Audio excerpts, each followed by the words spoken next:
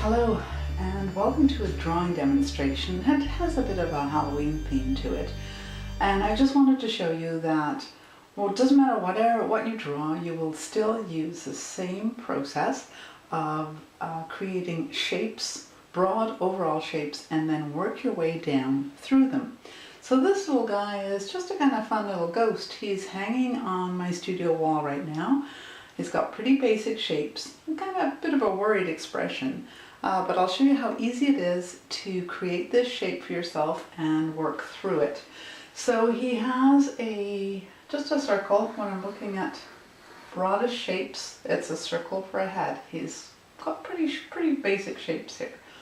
He has a little bit of a collar, and his arms, if you can call them arms, are heading in this direction. There's a lot of ragged, tattered form.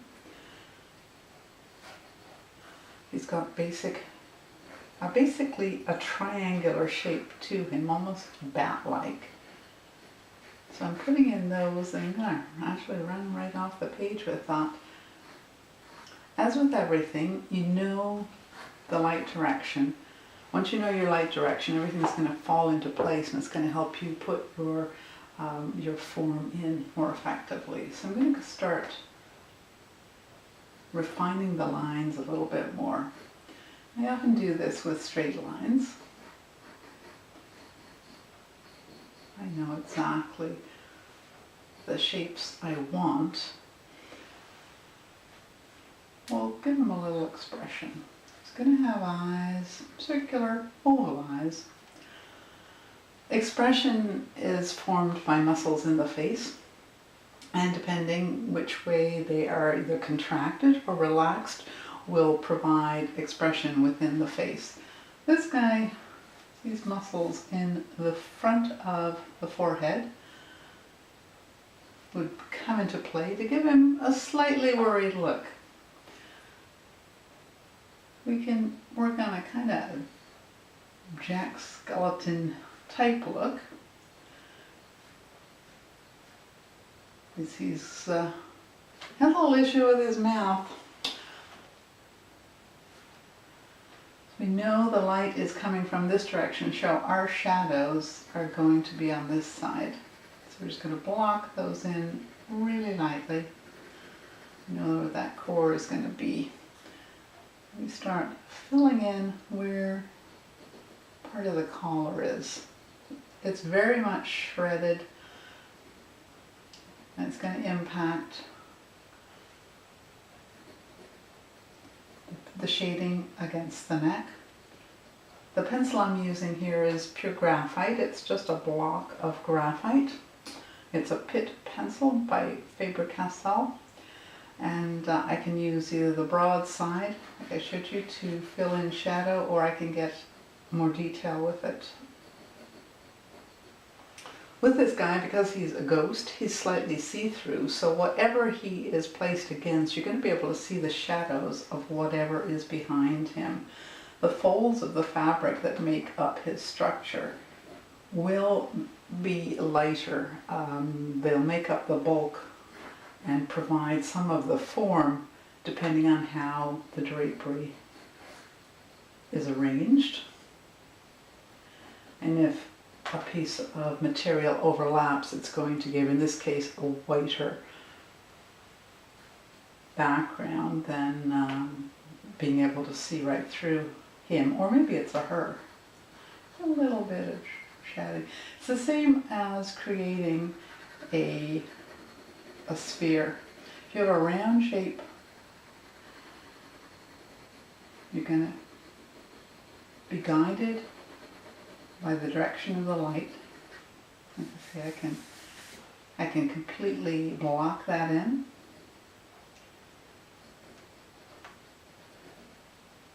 You can add folds, you can follow the shape, you can add your own folds to this particular character because there's no definitive. There is a structure, but it's not as if someone's going to come along and say you haven't got a likeness to it. It's not like you're drawing a human figure where definition of features is going to be really crucial. I would go in with this with a darker pencil. I know the direction, as I say, the light is coming from the left, so my core shadow is going to be on the right hand side.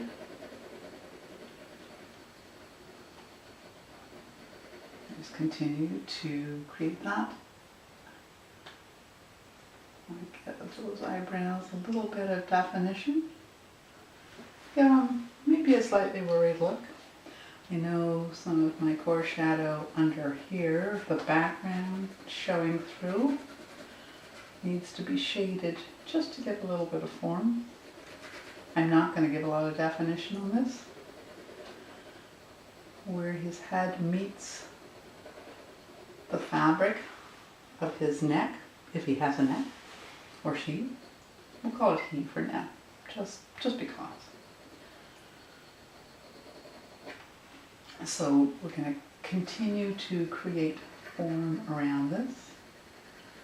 Even though the light is coming through, there is usually always going to be some area of coverage. I can go back in and start taking away some of those construction lines around the figure. This will lighten up the areas. I know I don't want specific hard lines. There are never any hard lines in nature, so you're not going to have them on a figure. The only thing that provides the form is going to be the change in values on your piece. There will be bright white highlights.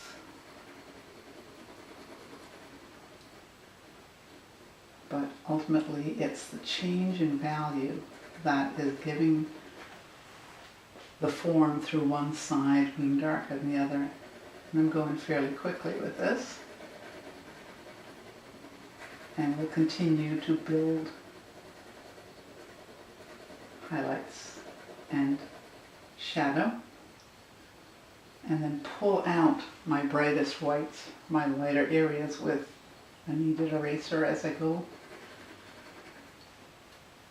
If I know my light is coming from here, I know that my values are going to be lighter on this side.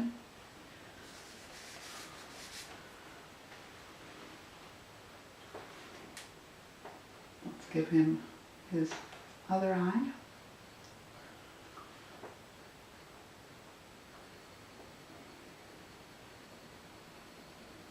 Again, I know it's going to be darker here.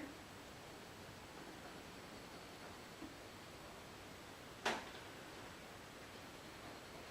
go back in and start to build the values. We're kind of modeling the form and turning it towards the light. So I know where that core shadow is. I'm not going to worry about the detail of his mouth at this point. So we get that form in place to show that his head is going to be round.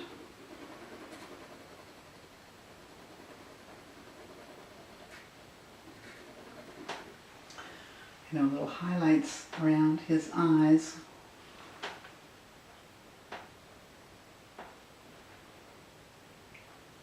Which shows a bit of thickness to the inside of his eyes are going to be showing based on the direction of the light. And also areas of folded fabric that are white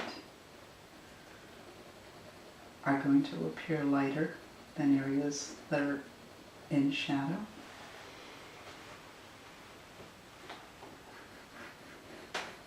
There's a natural piece of wire in this that is creating the form, kind of giving him wings almost.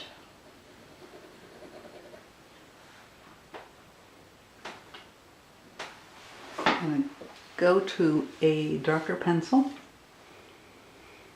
up to a 2B to increase the darkness. The hardness of the pencil is reflected by the amount of graphite in it. So you can go 2B, 4B, 6B, 9B, up to 9B, and it indicates the amount of graphite compared to clay that's in your pencil. So the less clay there is, more graphite, and the darker your mark is going to be. Let's kind of open his mouth a little bit here. Let's give him a little tiny bit of expression. So I can do that easily enough by just adding some shading.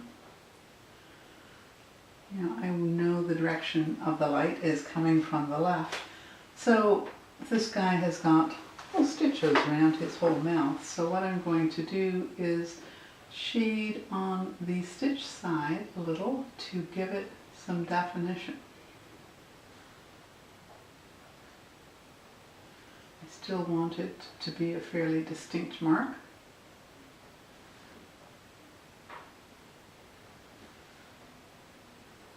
I want to ensure that that definition is going to remain, and you know there's going to be an indentation on that side. So it shows tightness in that area. So if something is stitched, usually there's a little bit of puckering involved in it. And while he doesn't seem to be particularly concerned about that, and being a ghost, I guess he doesn't need to eat.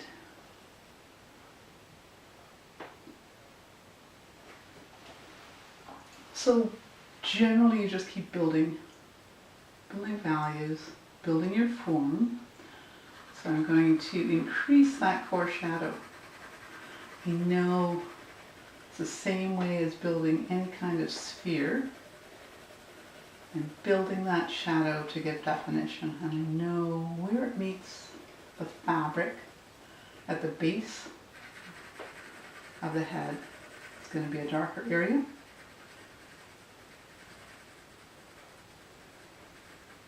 I'm still going to create my core shadow. I need this to be fairly dark, even though it's a white head. There is still a value attached to it. It is not pure white.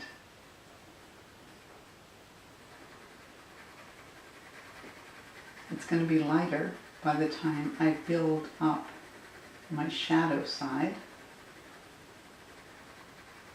And there will be some areas that are darker than others based on the light levels and the direction the light's coming from. You want something to recede, you can darken it. If you want something to come forward, you can lighten it. So again, we're going to have a fairly dark shadow coming across here, so that we know that head is round. You can see how this pencil is sharpened. It's sharpened with a knife, so it gives a long access to the lead in it. And the same as using that large graphite, stick of pure graphite, I can use the same effect with this. I can use and lay down graphite on an edge, or I can go in and detail with a really fine point. I know my darkest darks are going to be the sockets of the eye. Going to go darker still with a 6B pencil. So this should give me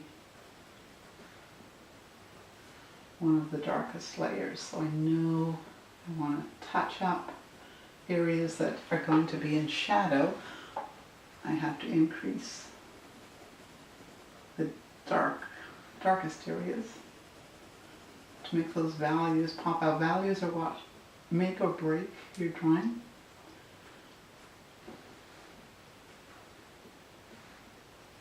And we'll give it definition. A light area or a dark area can only be light or dark when it's in comparison or next to something that's opposite. So if you want something to appear very dark, It's usually next to a lighter area. And let's continue to build this shadow on the darker side. We're just pushing it towards the light, holding the pencil fairly far back because I don't want to add a lot of pressure at this point. I just want to wash a graphite over this area. When I can add more pressure, I know I'll get a thicker layer of graphite on that form, on that paper.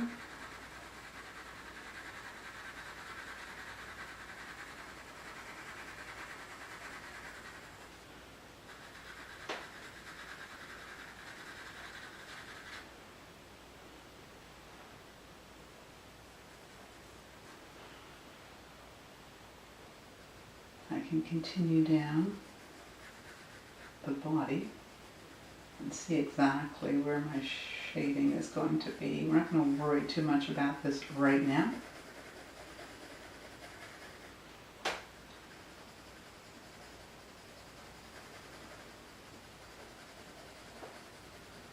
So we want to get that.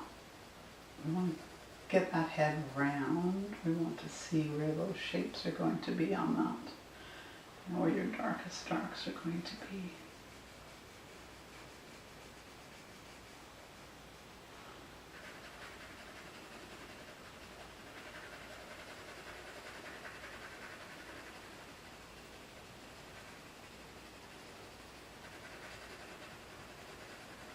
We're going to push that mouth out a little bit. If we want to give it any definition, we just increase the darks around it. You can see where that form will come from.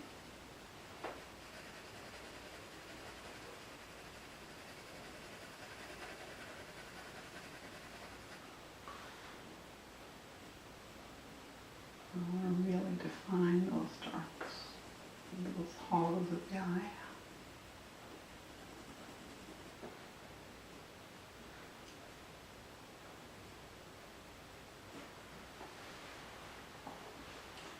And he's starting to come together.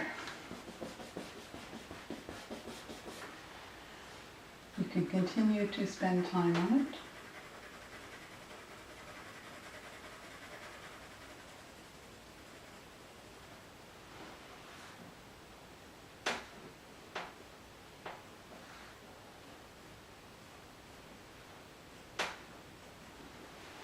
Darkening up those eyes, the sockets.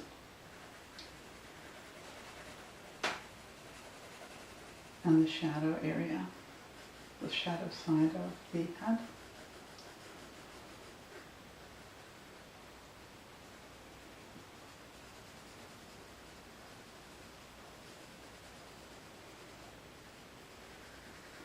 If you put a background in, it's going to tone and provide a more cohesive image overall than if it's a stark white background. You have the advantage then of being able to blend some of your figure in with the background and start creating some lost and found edges.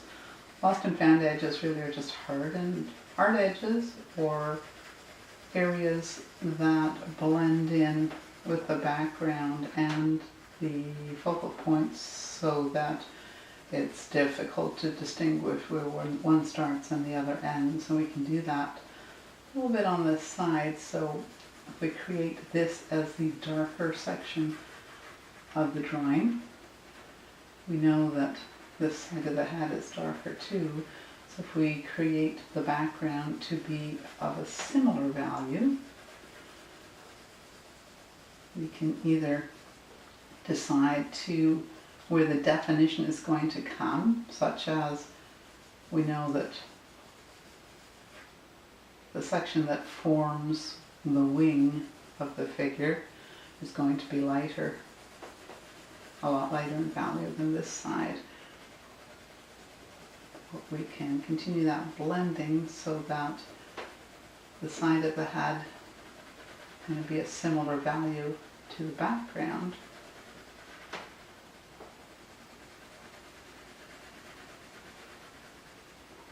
Now while it's still defined from the background, you're going to get a much softer edge. Whereas this side, that is going to be in the light, and in the little areas of light it picks up, is going to have, that's a harder edge. We'll just pull out some of the highlights that are being picked up on that side.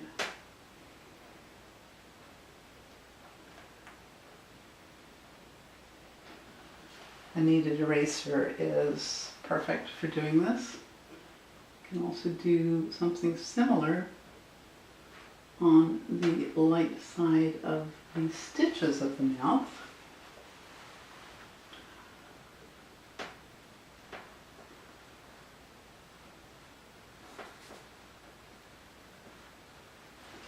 You can also use a little bit of tissue or your blender push onto blending stump to blend a little bit of that together to create a very smooth gradation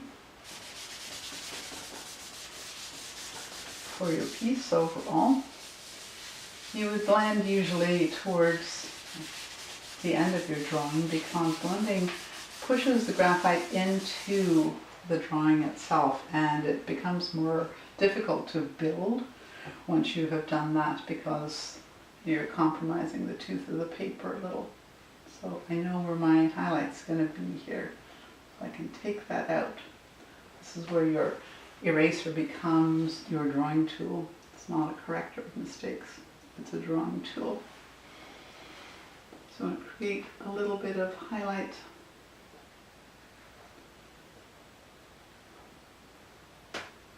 beside those stitches.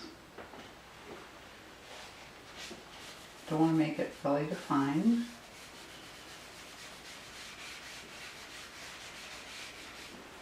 But defined enough that I know that area of definition.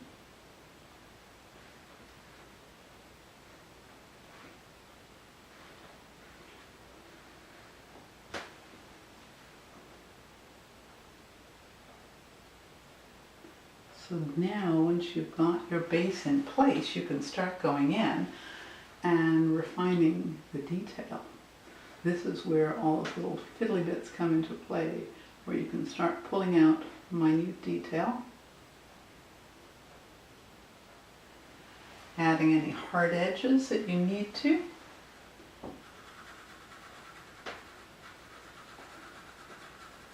You want to work on the background. You want to make sure that the edge is defined, the edge of the head is defined, not by a line, not by a hard line, but by a value change.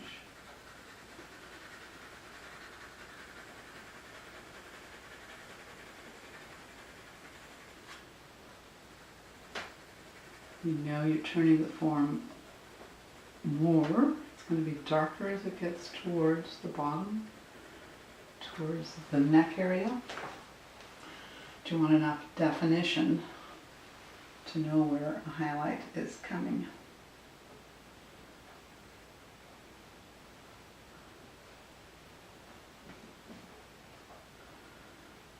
Usually on every form that's resting against a surface, there is reflection back of the surface it's resting against. It's just a little sliver of light that comes through, and you can add that or remove it. In this case, I'm just adding that. I'm adding layers and pulling out little highlights as I see them or want them. I go back down here, I know the areas of highlight that are going to be picked up by folds of fabric. As I say, I haven't gone into a lot of detail on these folds at this point. I know there'll be areas, as with every kind of fabric fold, there's areas of light and dark, which indicate how it's formed and how it's folded, and that will be the same for absolutely everything you draw.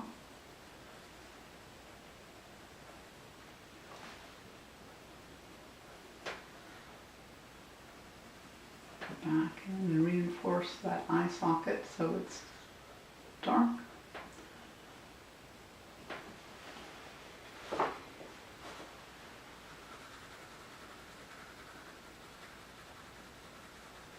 You want to keep those values melded together. You don't really want to see a distinct line at any point that's going to indicate a form. You just want to see a change in values that defines the form. So if I increase the depth of value in the background, I am increasing the shape or definition of the shape of the head by doing so. Because, as we said before, you can have light and dark, or light and dark values are dependent on each other to come forward and be defined.